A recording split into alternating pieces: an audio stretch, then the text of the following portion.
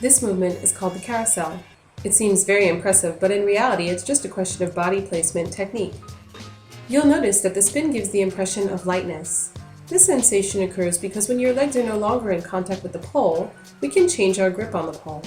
This grip is called full bracket grip.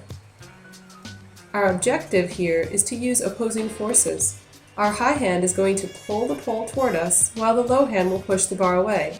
This is going to give us a lot of stability and allow us to lock our joints in order to keep a sufficient distance from the pole. You should not be stuck to the pole, hence the action of pushing away from the pole. In this grip, the strong hand is high up on the pole with the shoulder lowered. The second hand will be placed very low on the pole, the inside of the wrist pointing upwards with the index finger pointing downwards on the pole. If you grip all of your fingers around the pole, you will not only hurt them, but the movement will not be very stable.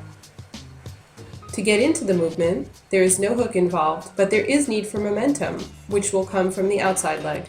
So let's take 4 steps. 1, 2, 3, 4. The outside leg will lift from the floor, and the body will face the pole. The outside leg is already placed in position for carousel, meaning the knee is bent. The foot is planted firmly into the ground, and the knee is opened out to the side. The hand is quickly placed very low on the pole, very straight. Do not allow your elbow to bend.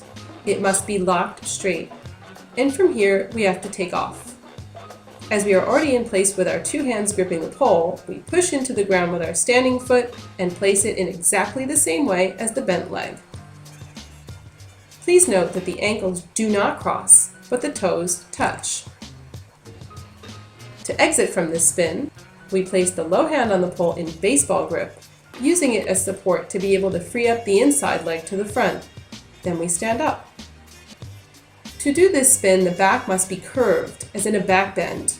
If the back remains straight, the spin will still work, but it will be totally unattractive, since it will look like this. So you need to curve your back so that the figure will be pretty.